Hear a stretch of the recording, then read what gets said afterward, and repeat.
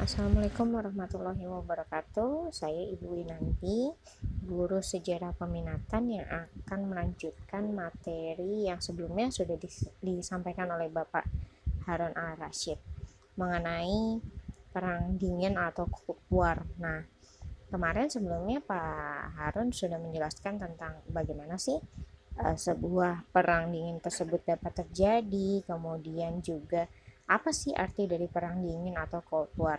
Nah, di sini saya akan meneruskan materi yaitu tentang dampak perang dingin terhadap kehidupan politik dan ekonomi global.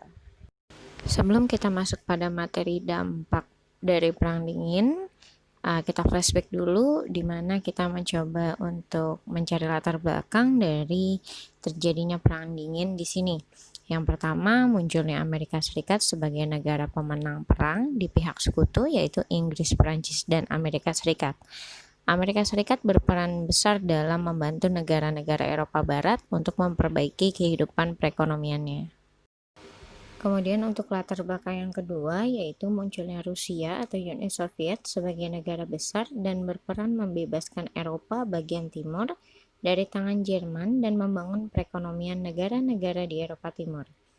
Uni Soviet meluas pengaruhnya dengan mensponsori terjadinya perebutan kekuasaan di berbagai negara Eropa Timur seperti Bulgaria, Albania, Hungaria, Rumania, Polandia, dan Cekoslovakia, sehingga negara-negara tersebut masuk dalam pemerintahan komunis Uni Soviet.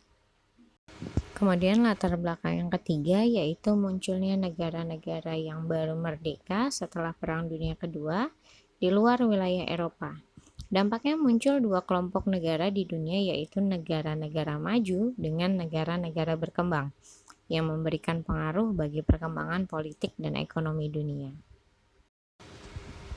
Masuk pada materi dampak perang dingin, yang pertama di bidang politik, Amerika dan Uni Soviet saling berusaha berebut pengaruh kepada negara-negara lain supaya berada di pihaknya, di mana Amerika beraliran liberal kapitalis, sedangkan Uni Soviet beraliran sosialis dan komunis. Nah, di sini juga kan kalian sebelumnya sempat dibahas oleh Bapak Harun, munculnya dua blok yaitu blok barat dengan blok timur. Poin kedua, di bidang ekonomi, Amerika dan Uni Soviet berusaha untuk memberikan bantuan atau pinjaman kepada negara-negara yang menjadi sasarannya. Amerika yang menjadi negara kaya banyak memberikan pinjaman kepada negara-negara yang sedang berkembang, termasuk negara Eropa Barat yang hancur akibat Perang Dunia Kedua. Kemudian di poin yang ketiga, di bidang militer, munculnya sistem aliansi atau fakta pertahanan. Negara yang mempunyai musuh yang sama berusaha membentuk wadah guna mempertahankan diri serta melindungi. Contohnya, yang pertama ada CENTO, yaitu Central Treaty Organization tahun 1959, merupakan perubahan dari Pakta Baghdad beranggotakan Amerika, Inggris, Iran, Irak, Turki, dan Pakistan. Kemudian ada METO, Middle East Treaty Organization, merupakan kerjasama antara Amerika, Turki, Iran, Irak, dan Pakistan. Kemudian Fakta Warsawa tahun 1955, yaitu kerjasama pertahanan keamanan negara komunis antara lain Mongolia, Polandia, Cekoslovakia, Bulgaria, Rumania, Jerman Timur, dan Uni Soviet. Kemudian ada NATO, yaitu North Atlantic Treaty Organization 1949, yaitu pertahanan militer di Eropa, yaitu Amerika Serikat, Kanada, Inggris, Prancis, Belanda, Luxembourg, Norwegia, Denmark, dan lain-lain. Kemudian ada ANZUS, Australia, New Zealand, United States tahun 1951, yaitu Fakta Pertahanan Negara Amerika, Australia, dan Selandia Baru. Dan yang terakhir yaitu ada SEATO atau Settle East Asian Treaty Organization tahun 1954, yaitu kerjasama pertahanan di Asia Tenggara antara lain Amerika, Inggris, Filipina, Singapura, dan Selandia Baru. Di poin 4, bidang ruang angkasa, Amerika dan Uni Soviet saling berlomba untuk memperebutkan ruang angkasa. Misalnya di sini Uni Soviet meluncurkan pesawat ruang angkasa Sputnik 1 dan 2 tahun 1957.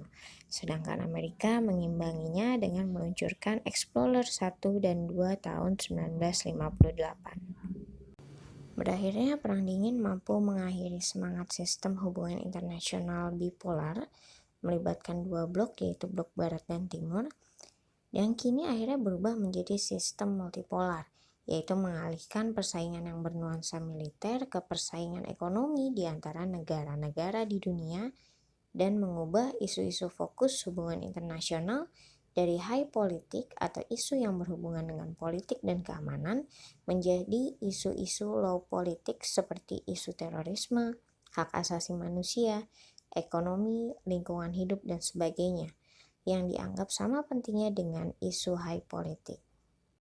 Berakhirnya Perang Dingin ditandai oleh yang pertama, yaitu runtuhnya Uni Soviet pada tahun 1990, di mana Uni Soviet yang tadinya terdiri dari banyak negara kini berubah menjadi satu negara, yaitu yang bernama Rusia seperti yang kita kenal saat ini. Kemudian tumbangnya negara-negara komunis di Eropa Timur, kemudian bersatunya kembali reunifikasi Jerman, di mana yang tadinya mereka terpecah menjadi dua, yaitu Jerman Barat, Jerman Timur, yang ditandai juga dengan didirikannya tembok Berlin. Ketika mereka sudah kembali lagi atau reunifikasi Jerman, tembok Berlin yang tadinya memisahkan antara Jerman Barat dengan Jerman Timur diruntuhkan, dan kita kenal negara Jerman yang sekarang. Nah, dari semua usaha dari berbagai pihak ini merupakan wujud nyata untuk meredakan Perang Dingin yang berdampak negatif bagi perkembangan dan kemajuan negara-negara di dunia. Bentuk persetujuan dari kedua negara adidaya antara Amerika Serikat dan Uni Soviet tersebut antara lain: yang pertama, Perjanjian Non-Proliferasi Nuklir pada tanggal 1 Juli 1968 yang membatasi kepemilikan senjata nuklir. Kemudian yang kedua, antara Amerika Serikat dan Uni Soviet sepakat untuk mengadakan perundingan, yaitu Strategic Arms Limitation Talks atau SALT. SALT di sini yang pertama, SALT pertama merupakan perundingan pembatasan persenjataan strategis yang berlangsung di Helsinki, Finlandia, tanggal 17 November 1969. Hasil perundingan ini ditandatangani oleh Richard Nixon, Presiden Amerika Serikat, dan Leonid Brezhnev dari Uni Soviet.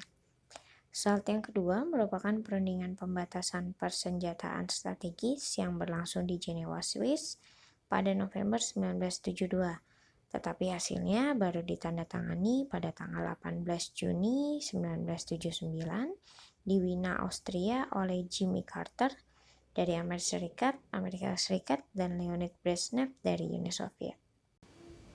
Sekian pembahasan materi dari kelanjutan Perang Dingin atau Cold War, yaitu dampak dari Perang Dingin terhadap kehidupan politik dan ekonomi di dunia. Terima kasih. Wassalamualaikum warahmatullahi wabarakatuh.